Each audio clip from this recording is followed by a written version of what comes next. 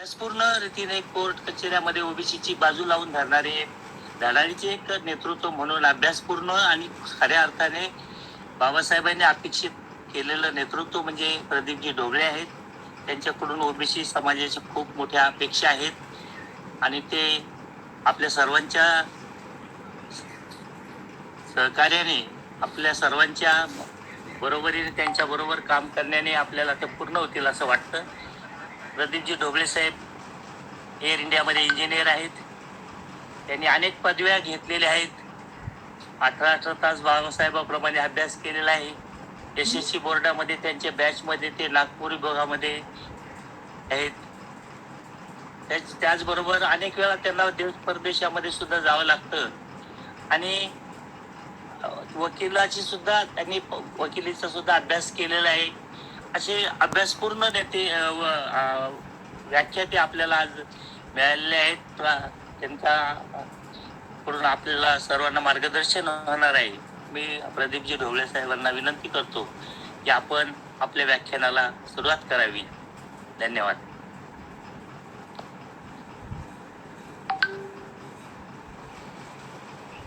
हा, जय ज्योती जय भीम. आवाज येतोय सर्वांना क्लिअर? जय भारत जय संविधान.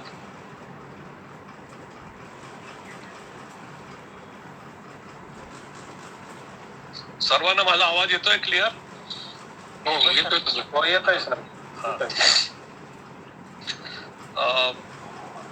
आज या कोरोनाच्या प्रादुर्भावाच्या काळामध्ये इप्टा या संघटनेने ही जी ऑनलाईन मीटिंग लावलेली आहे त्याबद्दल मी सर्वप्रथम इप्टा संघटनेचे अध्यक्ष मोहोळकर सर, खराडे सर व त्यांच्या सर्व टीमचे अभिनंदन करतो की कुठलीच समस्या अशी नसते जी आपल्याला थांबवू शकते. प्रत्येक समस्येचा एक समाधान असतं, एक उत्तर असतं आणि तसं उत्तर आपण शोधून काढलेलं आहे. आणि आजच्या या तंत्रज्ञानाच्या युगामध्ये जी काही अवेलेबल रिसोर्सेस आहेत त्या रिसोर्सेसचा आपण पूर्णपणे वापर, ही जी संयुक्त जयंती आपण साजरी करत आहोत, ही संयुक्त जयंती फक्त 11 एप्रिल ते 14 एप्रिलच नव्हे तर पूर्ण 365 दिवस आपण ही जयंती साजरी केली पाहिजे. आणि बाबासाहेबांची किंवा फुल्यांची जयंती ही विचारांची जयंती असते, विचारांचा महोत्सव असतो. आणि त्यामुळे सातत्याने या विचाराला चालना देण्याचं काम अशा या उपक्रमाद्वारे झालं पाहिजे. आताच थोड्या वेळ आधी माननीय कांबळे सर जे बोललेत ते अतिशय डोक्याला भिडणारं असं त्यांचं स्पीच होतं आणि त्यांनी अतिशय स्पष्टपणे आपले विचार मांडले.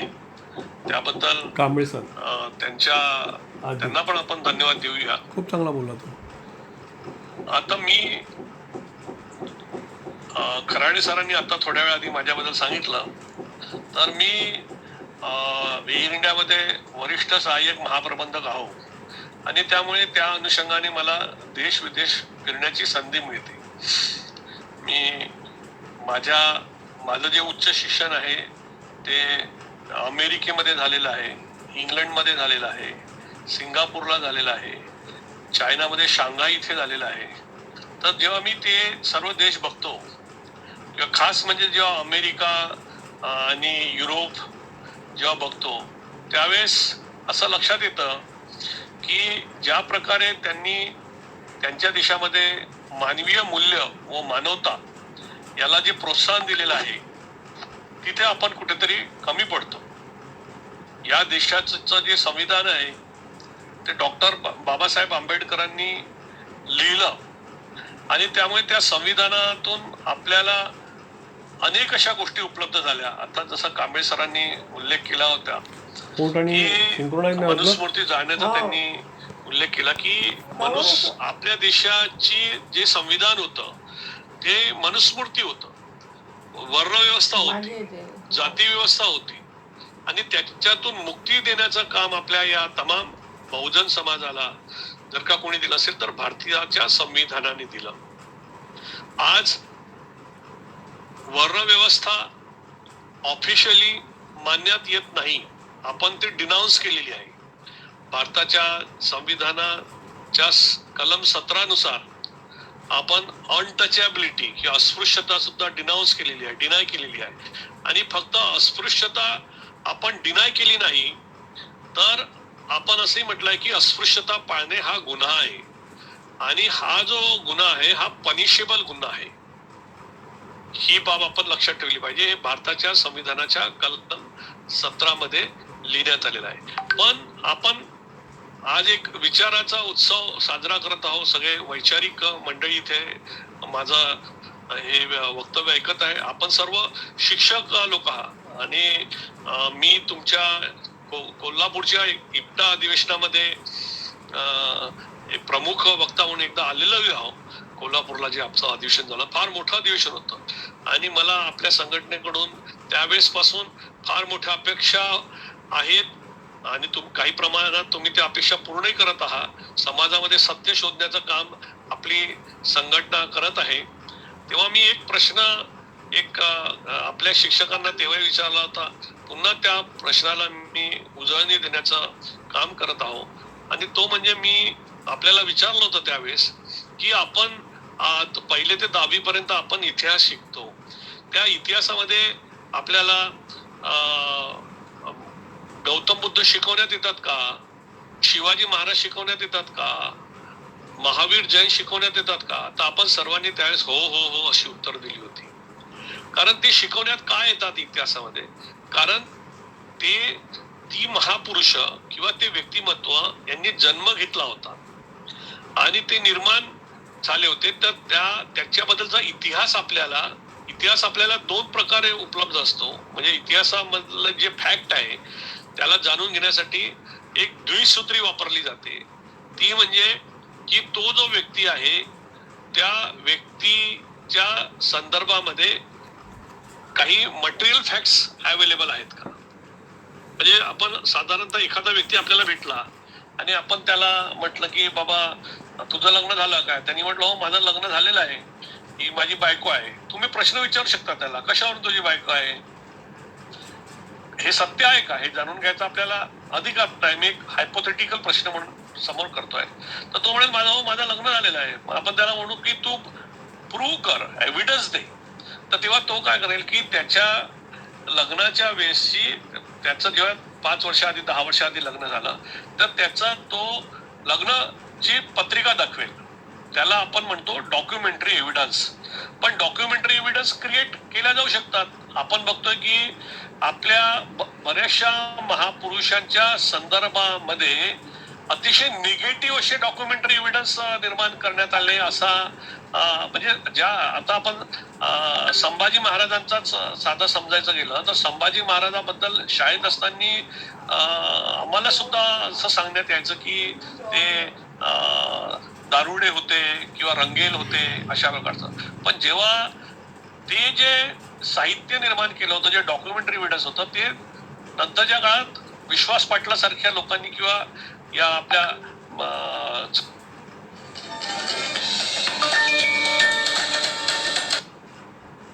लोकांनी पुसून काढलं आणि जो खरा संभाजी महाराज आहे तो आपल्याला समोर आणला. तर म्हणजे डॉक्युमेंटरी एव्हिडन्सेस मध्ये सुद्धा सरमिसळ होऊ शकते. संत तुकारामांच्या ज्या काही गाथा आहेत त्याच्यामध्ये सुद्धा अतिशय सरमिसळ झालेली आहे.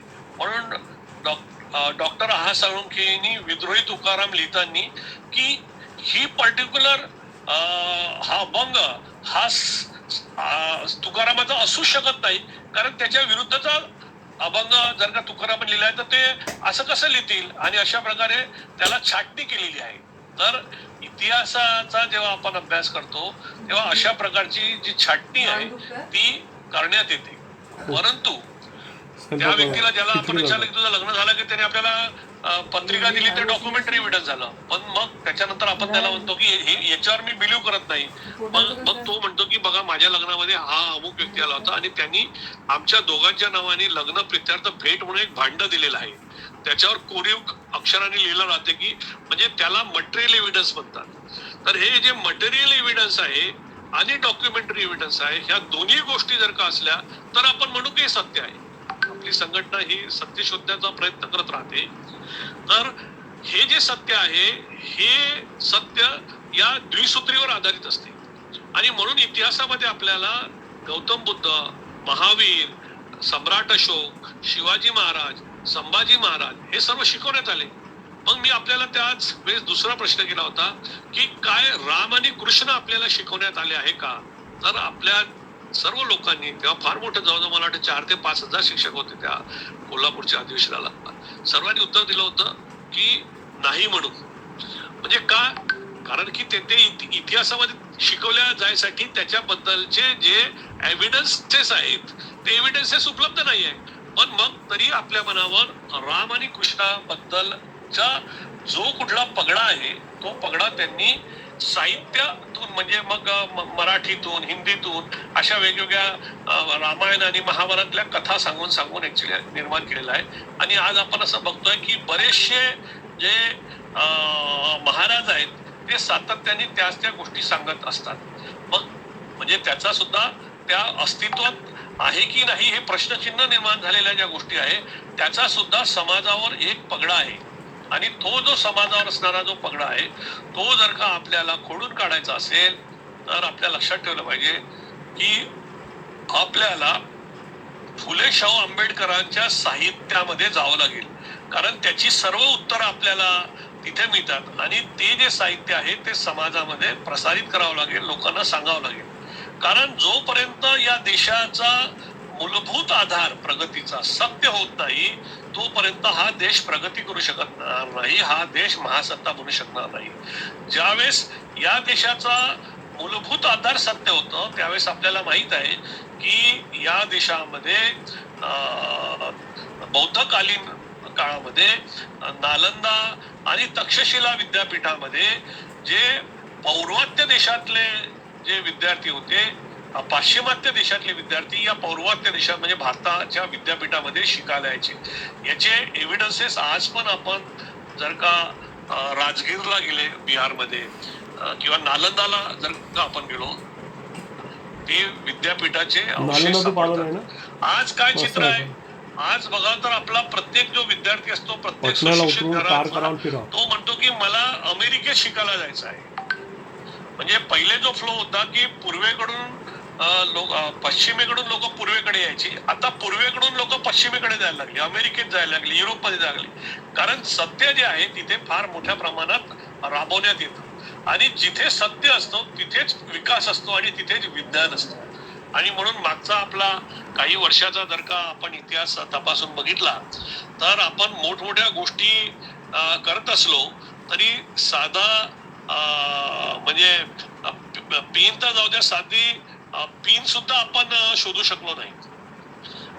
आपल्याला ज्या काही आता वैज्ञानिक गोष्टी आपण ज्या उपलब्ध आहेत, आता ज्या या फेसबुकच्या माध्यमातून किंवा या सोशल मीडियामध्ये आपण हे सर्व पाश्चिमात्य देशांनी आपल्याला दिलेले आहे. पूर्ण विज्ञान म्हणजे टीव्ही झाला किंवा आपण ज्या मोठमोठ्या कार मधून फिरतो त्या कार झाल्या, या सगळ्या ज्या याचं जे बेसिक सायन्स आहे ते बेसिक सायन्सचे रूट्स आपल्याला युरोप आणि अमेरिकेमध्ये सापडतात.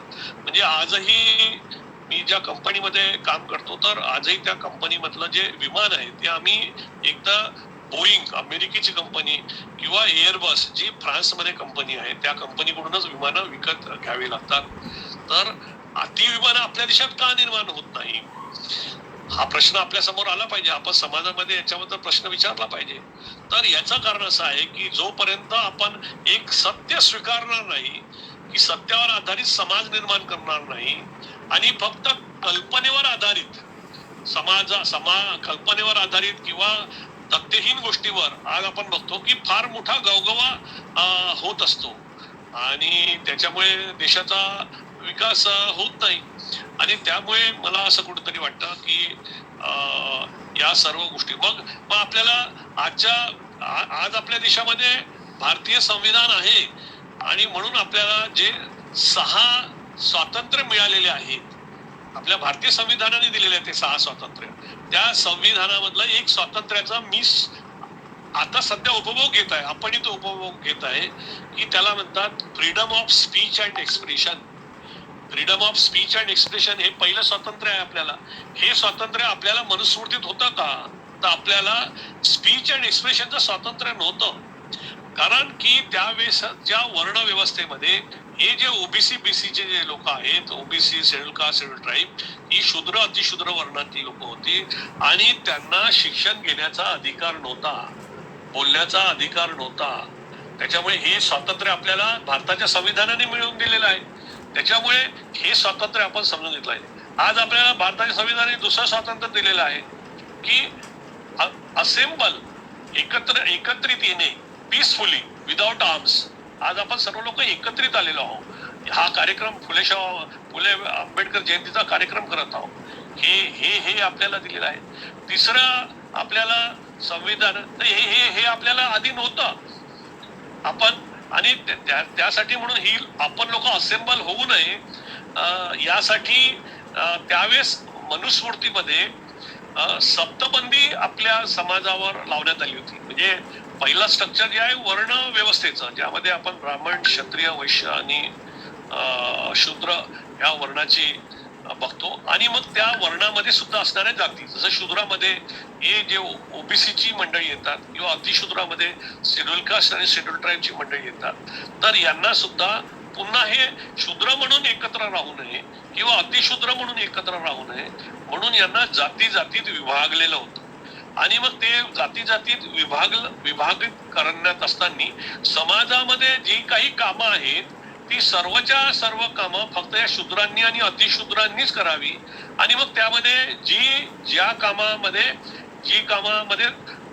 थोडं क्लिनलीनेस होतं आपण म्हणजे मी त्या अर्थाने म्हणतोय की त्या काळामध्ये जे बघायचं तर ते शूद्र जातीतले लोक आणि बाकी त्यांनी अतिशूद्रामध्ये केलं तर मग त्या शूद्र आणि अतिशूद्रामध्ये बिकॉज ऑफ द क्लिनलीनेस या इश्यूवर त्यांनी एक मोठी भिंत निर्माण केली आणि ती भिंत म्हणजे अस्पृश्यतेची निर्माण. ती अस्पृश्यतेची भिंत आर्टिकल 17नी लिखित स्वरूपामध्ये भारताच्या संविधानाने खतम करून टाकलेली आहे. हे लक्षात घ्या.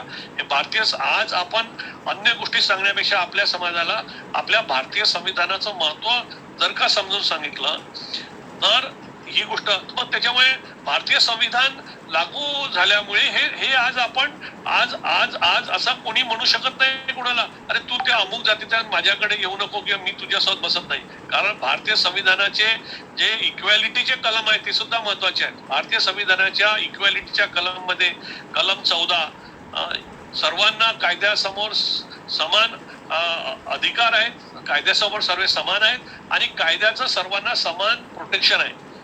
त्याच्यानंतर कलम 15 आता आर्टिकल 15 म्हणून एक सिनेमा आला होता.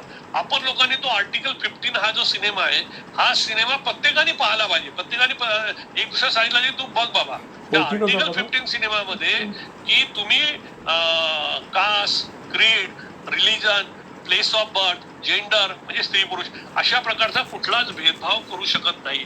आणि त्या आर्टिकल 15 मध्ये दाखवलं होतं की कशा प्रकारे आजही ते उत्तर भारतामध्ये आणि ती गाजलेल्या एका केसच्या आधारावर होतं की 3 शेड्यूल कास्ट जमातीच्या मुलींनी किंवा 2 मुलींनी काहीतरी आत्महत्या केली होती आणि त्याच्यावर आधारित तो पिक्चर आहे. तर त्याच्यामध्ये पोलीस डिपार्टमेंट मधलेच जो प्रत्येक व्यक्ती आहे तो अधिकारी अरे वो लोग असा म्हणतो वो लोगों में ऐसा ही है वो लोगों में ऐसा है. तर तो जो IPS ऑफिसर आहे जो वरून आला असतो त्याचं शिक्षण इंग्लंडमध्ये झालेलं असतं तर तो म्हणतो वो लोग आणि वो लोग कोई भारत से अलग है क्या आणि तो त्यांना हाणतो. म्हणजे त्याच्यामध्ये तो जरी अधिकारी अप्पर कास्टचा जरी असला तरी तो भारतामध्ये गुरुम न झाल्यामुळे त्याचं शिक्षण विदेशात झालं असल्यामुळे त्याच्यामध्ये एक वेगळे संस्कार असतात आणि त्या संस्कारातून तो म्हणू शकतो की वो लोग याने कोण अलग है क्या वो क्या भारत के नागरिक नहीं है क्या. तर अशासारखे जे पिक्चर्स अवेलेबल आहेत हे पिक्चर्स आपण मोठ्या प्रमाणामध्ये आपल्या कमीत कमी SC ST OBCनी आपल्या आपल्या मुला मुलींना दाखवले पाहिजे. तर मला असं वाटतं पण आपल्याला आर्टिकल 16 मध्ये एम्प्लॉयमेंट मध्ये आपल्याला म्हटलेलं आहे. एम्प्लॉयमेंट मध्ये आर्टिकल 16 म्हणतं की कुठल्याच प्रकारचं डिस्क्रिमिनेशन करता येत नाही कास्ट क्रीड रिलिजन याच्या आधारावर. पण आर्टिकल 16(4) मध्ये आपल्याला आरक्षणाची तरतूद केलेली आहे. हे आर्टिकल 16(4) अतिशय महत्वाचं आहे. आता एवढा मोठा आपला समाज आहे, आपण आर्टिकल 16(4) वर एक सिनेमा काढला पाहिजे ना. आज आज आपल्याला कोण रोखतं ऍक्च्युली. पण आपण साधारणतः ज्याला इंटेलेक्च्युअल ऑनेस्टी म्हणतात ती आपल्या समाजामध्ये फार कमी आहे. डॉक्टर बाबासाहेब आंबेडकर हे ज्या प्रमाणात इंग्लंड आणि अमेरिकेमधून शिकून आले होते आणि त्यांनी जर का असा विचार केला असता की मी माझं जीवन माझ्या शिक्षणामुळे अतिशय, कारण त्यांना त्यावेळेस कधी राव बहादूर किंवा राय बहादूर टायटल आणि त्यांना हायकोर्ट किंवा सुप्रीम कोर्टाचे जज किंवा नंतर ते मंत्री बनले तर त्यांना अजूनही मंत्रीपद आणि सगळं उपभोगता आलं असतं. पण त्यांनी त्या सर्व गोष्टीचा त्याग करून मी माझ्या समाजासाठी काम केलं पाहिजे, माझ्या शिक्षणाचा उपयोग माझ्या समाजासाठी झाला पाहिजे, याच्यामुळे जी इंटेलेक्च्युअल ऑनेस्टी दाखवली ती इंटेलेक्च्युअल ऑनेस्टी कुठेतरी आपल्या समाजामध्ये लुप्त झालेली आहे. आपण आपण आपण आपल्यामध्ये काय कमी आहे त्याच्यावर पण बोट ठेवून समोर जावं लागेल. आणि मग म्हणून मी बघतो की का मग आज आपण तुम्ही एवढ्या सर्व लोकांना बोलवलं असतं तर एवढीच मंडळी का आली. हजारोनी लोकांपर्यंत लिंक मला मोहोळकर सरांनी पाठवले असतील. पण मंडळींना असं वाटतं त्याच्यामुळे मी आणि माझं कुटुंब मग माझ्यासाठी माझ्या बायकोसाठी साडी, माझ्या घराला असावी एखादी माडी, रात्रीच्या वेळेस पडली तर भेटली तर ताडी, अशासारखा एक समाज ऋण न फेडण्याच्या भावनेतला SC ST OBC वर्ग निर्माण झालेला आहे. म्हणून आर्टिकल 16(4) जे शेड्यूल कास्ट शेड्यूल ट्राईब आणि OBCला जे रिझर्वेशन दिलं त्या रिझर्वेशन मधून निर्माण होणाऱ्या एम्प्लॉईच्या ताकदीमधून, लक्षात ठेवा कांबळे सरांनी म्हटलं होतं की काशीरामचं उदाहरण दिलं, त्या ताकदीतून काशीरामनी बापसेची संघटना स्थापन केली आणि त्या संघटनेच्या माध्यमातून नंतर त्यांनी बहुजन समाज पार्टी हा पक्ष निर्माण केला आणि त्या बहुजन समाज पार्टी या पक्षामधून मग एक शेड्यूल कास्ट महिला उत्तर प्रदेश जे देशातलं सर्वात मोठं राज्य आहे त्या राज्याची ती मुख्यमंत्री बनली. हे पॉसिबल कुठून झालं? हे या एम्प्लॉईज मधून झालं. आज आपली जी इप्टा संघटना आहे ती एम्प्लॉईचीच आहे आणि आयडियल बहुजन म्हणजे तुम्ही SC ST OBC चे शिक्षक आहात. तुमच्यातला प्रत्येक शिक्षकामध्ये जी ताकद आहे ती राष्ट्रपिता महात्मा फुलेंची ताकद आहे, डॉक्टर बाबासाहेब आंबेडकरांची ताकद आहे. या ताकदीचा जर का तुम्ही सर्वांनी मिळून जर का उपयोग करतो म्हटलं तर मला असं वाटतं की या देशामध्ये फार मोठा चेंज होईल. जी आपली मुलं आज शिक्षण घेण्यासाठी म्हणतात की आम्हाला अमेरिकेत जायचं आहे, इंग्लंडला जायचं आहे, तिथे इथेच भारतामध्ये मोठमोठी विद्यापीठ आपल्याला निर्माण करता येतील आणि हे सर्व सहज निर्माण करता येण्यासारखं आहे. त्याच्यानंतर आपण बघतो की जे आपल्याला फ्रीडम मिळालं त्याच्यामध्ये आपण असोसिएशन फॉर्म करू शकतो. ही एक फ्रीडम आहे.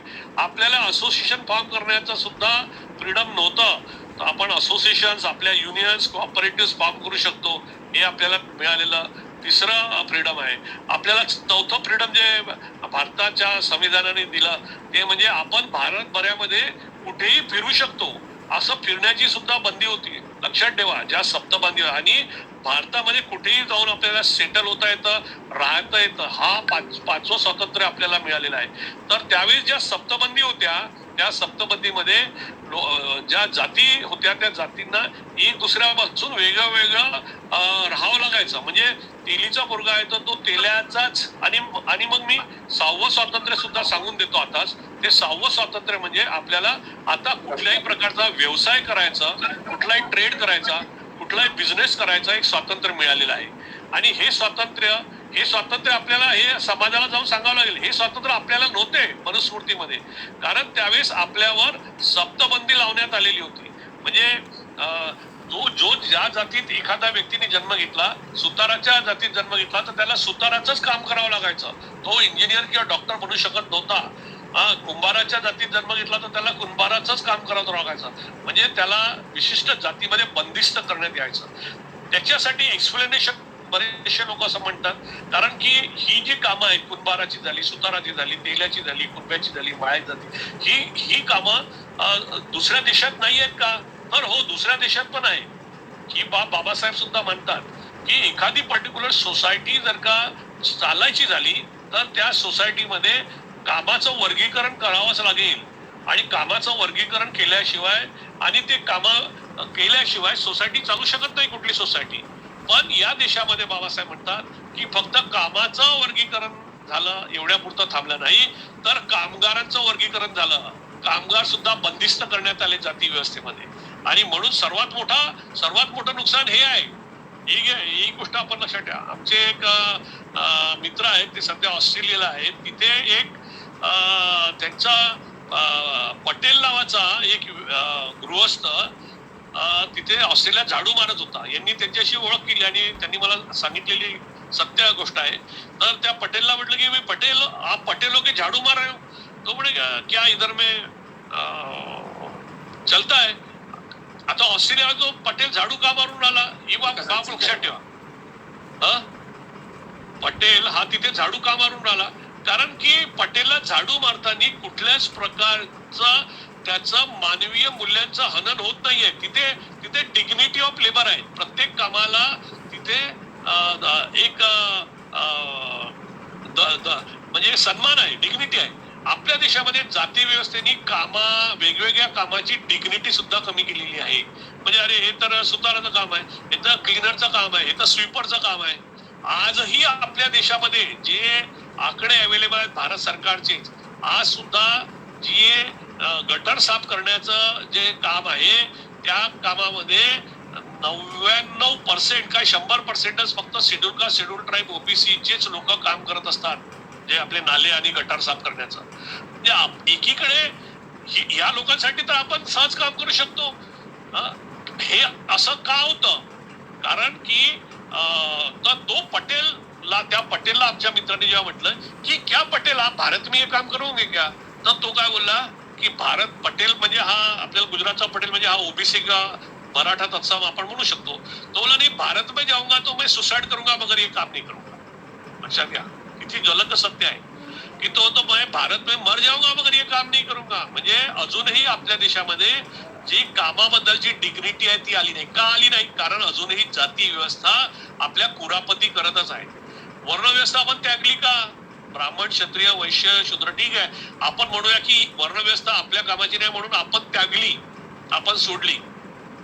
पण वर्णव्यवस्थेचे प्रतीक म्हणजे जानवं घालणं हा जो ब्राह्मणांचा एक संस्कार होता, तो किती ब्राह्मणांनी सोडलेला आहे? आजही 99.99% म्हणजे काही एका दुसऱ्या हातावर हे नरेंद्र दाभोळकर वगैरे सारखा आपण एखादं उदाहरण म्हणूया ऍक्च्युअली, किंवा हेमंत करकरे सारखा एखादा व्यक्ती आपण म्हणूया. पण त्या व्यतिरिक्त ते म्हणजे अजूनही ते प्रतीक मानतात, म्हणजे ते कुठेतरी वर्णव्यवस्था मांडतात. आणि मग ही वर्णव्यवस्था किंवा ही जी जाती व्यवस्था आहे, या जाती व्यवस्थेला जर का आपण खतम केलं नाही, बाबासाहेब म्हणतात caste is against the nation. Shahu महाराजांनी म्हटलेलं आहे की जाती व्यवस्था ही जी टिकून आहे, ही व्यवस्था द्वेषावर आधारित आहे म्हणून टिकून आहे. म्हणजे असे वेगवेगळे ग्रुप असू शकतात ना, जसं सोसायटीमध्ये इंजिनियर आहेत, डॉक्टर आहेत, वकील आहेत, हे वेगवेगळे ग्रुप आहेत. पण या वेगवेगळ्या ग्रुपमध्ये खालचा वरचा असा दर्जा नाहीये, ते सर्व लोकांना एक दुसऱ्याचा रिस्पेक्ट देतात. तसंच जर का जाती व्यवस्थेमध्ये जर का एखादा कोणी कुंभाराचं काम करून आला, लोहाराचं काम करून आला, माळ्याचं काम करून आला, पण तसं नसता या व्यवस्थेमध्ये त्यांना त्यांचा जो जातीला वर खाली सुद्धा ठेवण्यात आलेला आहे. म्हणजे शूद्र वर्णामध्ये असून सुद्धा, म्हणजे कुणबी असला तर तो माळ्याला म्हणतो की तू मेरे नीचे आहे, माळी तेल्याला म्हणतो तू मेरे नीचे आहे, तेली म्हणतो धनगर. आज आपण हे मानत जरी नसलो तरी त्या आविर्भावामधून ते ग्रुप सायकोलॉजिकली तसे बिहेव करत असतात. ही गोष्ट आपण लक्षात ठेवली पाहिजे. आणि त्याच्यामुळे डॉक्टर बाबासाहेब आंबेडकरांनी म्हटलेलं आहे की या देशामध्ये हजारो वर्ष ही गुलामगिरी टिकून राहिली, कारण या देशामध्ये ग्रेडेड इनइक्वॅलिटी आहे, क्रमिक असमानता आहे. क्रमिक असमानतेमुळे. आणि मग काय होतं, त्या माळ्याला वाटतं ठीक आहे, कुणबी माझ्या डोक्यावर लात मारत असला ना तरी चालेल, पण तेल्याच्या डोक्यावर तर माझा पाय आहे, म्हणजे माझं मी कुठेतरी वर आहो, ही जी भावना आहे, ह्या भावनेने तो त्या सिस्टीमला होल्ड करून राहिला. त्या सिस्टीमला ब्रेक करण्याचं जे काम आहे ते राष्ट्रपिता ज्योतिबा फुलेंनी केलं. त्यांनी म्हटलं लाथ मारतो मी या व्यवस्थेला. त्यासाठी सुद्धा आपल्याला माहित आहे की ब्राह्मण मित्राच्या वरातीत ते जेव्हा गेले होते आणि त्या वरातीतून त्यांना अपमान करण्यात आला, तो अपमान त्यांना एवढा टोचला की त्यातून या देशामध्ये त्यांनी विचार केला की ही जी व्यवस्था ही खतम करून टाकली पाहिजे, ही सामाजिक गुलामगिरी खतम करून टाकली पाहिजे. आणि म्हणून त्यावेळेस आपण जेव्हा महात्मा राष्ट्रपिता ज्योतिबा फुलेंनी जो गुलामगिरी नावाचा ग्रंथ लिहिला आहे, तो गुलामगिरी नावाचा ग्रंथ त्यांनी त्यावेळेस जरी ब्रिटिश लोकांचं शासन आपल्यावर होतं तरी ब्रिटिश शाही विरुद्ध न लिहिता ब्राह्मणशाही विरुद्ध लिहिलेला आहे. ही बाब आपण लक्षात ठेवली पाहिजे. आणि उलट ब्रिटिशांच्या संदर्भात ते काय म्हणतात की ब्रिटिशाला ते मायबाप सरकार म्हणतात, म्हणजे ब्रिटिश लोक चांगले आहेत. कारण ब्रिटिशांमध्ये या देशामधल्या जातीयवादी लोकांपेक्षा ह्युमन व्हॅल्यूज जास्त होत्या. त्या काळामध्ये युरोपमध्ये प्रचंड प्रमाणात क्रांती घडलेली होती. 16व्या 17व्या शतकामध्ये तिथे चर्च आणि किंग हे दोघं मिळून काम करायचे, राजा. पण नंतर जेव्हा राजाचे असं लक्षात आलं, किंगच्या असं लक्षात आलं की चर्च माझ्या कामामध्ये खूप जास्त दखलंदाजी करत आहे आणि मला राज्य करणं कठीण होत आहे, तर राजानी चर्चला म्हटलं की भाई आप अपना अलग रहो, हम अपना अलग रहते. ऍक्च्युअली हा इथूनच बेसिकली जो सेक्युलरिझमचा कन्सेप्ट सुरू होतो. आणि त्यांनी म्हटलं की भाई तुमको अगर अपना ही खुद का कुछ करने का होगा, तर त्यांनी काय केलं, युरोपमध्ये व्हॅटिकन सिटी नावाची एक सिटी आहे ती त्या पोपला देऊन टाकली आणि त्याला सांगितलं की बाबा तेरे को जो कुछ करना है वो तू यहाँ कर. आणि म्हणून आपण बघतो की कॅथॉलिक आणि प्रोटेस्टंट पंथामध्ये तेव्हा लढाया झाल्या आणि प्रोटेस्टंट लोकांनी जे ओल्ड टेस्टामेंट होतं ख्रिश्चनिटीचं ते खतम केलं आणि न्यू टेस्टामेंट लिहिलं. तिथूनच लोकशाही किंवा धर्मनिरपेक्षवाद किंवा सेक्युलरिझम या सर्व गोष्टींचा जन्म झाला आणि त्यामुळे ते देश प्रगत झाले. भारतामध्ये तसे लोक इंग्रज जेव्हा आपल्या देशामध्ये राज्यकर्ते आले तर त्यांच्यामध्ये कारण तसे चेंजेस झाले होते आणि त्यांनी बघितलं की इथे अतिशय क्रूरतेने लोकांना मारण्यात येत आहे. म्हणजे एखादा माणूस मेला तर त्याच्या बायकोला सती जायला लावतात लोक, तिची इच्छा असो की नसो, आणि ती सती जायची. एखाद्या 10 वर्षाच्या मुलीचा फक्त पैसा आहे म्हणून 60 वर्षाच्या माणसाशी लग्न करून देण्यात यायचं आणि 2-3 वर्षात तो गचकला की 10 वर्षापासून बालविधवा राहायची, केस कापून तिला राहावं लागायचं. त्यांनी म्हटलं it is a very inhuman, cruel आहे, भयंकर. आणि आणि अशाच वेळेस 2 प्रकारच्या विषमता त्यांना ज्या ठळकपणे दिसला, त्या विषमतेमध्ये एक तर स्त्री पुरुष विषमता आणि दुसरी ही जातीय विषमता. आणि हिंदू व्यवस्थेमध्ये जे रिफॉर्म्स झाले त्या रिफॉर्म्स मध्ये जाती व्यवस्थेतले जे मागासलेले लोक होते त्यामध्ये राष्ट्रपिता महात्मा फुले, राजर्षी शाहू महाराज, डॉक्टर बाबासाहेब आंबेडकर यांनी रिफॉर्म केलेले आहेत. याला आपण लक्षात घेतलं पाहिजे. याच्यामध्ये आपल्याला फुले शाहू आंबेडकरांमध्ये कुठलाही उच्च जातीय व्यक्तीचं नाव दिसत नाही. एव्हाना जर का अभ्यास केला तर उच्च जातीय किंवा ब्राह्मण जातीमधले लोक हे कन्झर्वेटिव्ह होते, आहे ती स्थिती मेंटेन करावी अशासारखं त्यांची वृत्ती होती. पण हा जो सत्यशोधकी समाज आहे, हा फुल्यांचा जो समाज आहे, सत्यशोधक धर्म आहे, हा वाढत गेला आणि हा इथला या देशामधला तो प्रोटेस्टंट सारखा वागला, विद्रोही वागला, बंडखोर करून उठला. आणि म्हणून आज आपण ज्या भारतामध्ये राहत आहोत ते भारत एवढा चांगला देश आहे. तुम्ही इमॅजिन करा 100 वर्ष आधीचा भारत, तुम्ही विचारच करू शकत नाही तशा भारतामध्ये राहायचा. आज आपण बघतो आहे की स्त्रियांना महाराष्ट्रामध्ये 30% नोकरीमध्ये आरक्षण आहे, 30% शिक्षणामध्ये आरक्षण आहे. जेव्हा की त्या रामचरित मानस मध्ये जो तुलसीदास लिहितो की ढोर पशु नारी ये है ताडन के अधिकारी, म्हणजे ढोल किंवा पशु किंवा स्त्री यांना फक्त मारलं पाहिजे, त्यांना फक्त मार खाण्याचाच अधिकार आहे, काहीच अधिकार नाही. आणि मनुस्मृतीमध्ये तर लिहिलेलं आहे की स्त्री ही सदैव गुलाम आहे.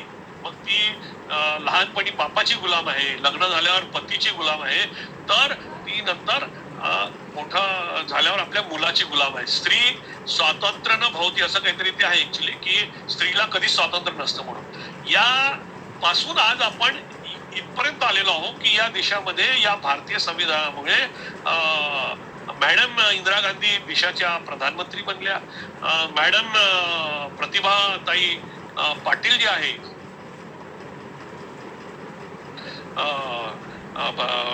त्या देशाच्या राष्ट्रपती बनल्या. मी राष्ट्रपती हा शब्द म्हणण्यापेक्षा प्रेसिडेंट म्हणेल, कारण तिथे पती हा पुरुषवाचक शब्द आहे. तर त्या प्रेसिडेंट बनल्या. हे हे हे सगळं होऊ शकलं याच्या मागे या फुल्यांची, शाहूची आणि आंबेडकरांची सोशल रिफॉर्मिस्ट मुवमेंट आहे. ही गोष्ट आपल्याला घराघरात जाऊन सांगावी लागेल. आणि आज ज्या स्त्रिया ज्या प्रगत झालेल्या आहेत, समोर आलेल्या आहेत, त्यांच्या मागचं मूळ ही सोशल रिफॉर्म व्यवस्था आहे. हे सांगण्यात कुठेतरी मला असं वाटतं आपण कमी पडतो आहोत. आणि म्हणून हे आपण सांगितलं पाहिजे. आणि त्याच्यामुळे ज्या ज्या विरोधी शक्ती आहेत, ज्या प्रतिगामी शक्ती आहेत, त्या पुन्हा या महाराष्ट्रामध्ये किंवा या देशामध्ये तोंड उठवत आहेत आणि त्या वेगवेगळ्या तऱ्हेने आपल्याला फसवायचं काम करत आहे.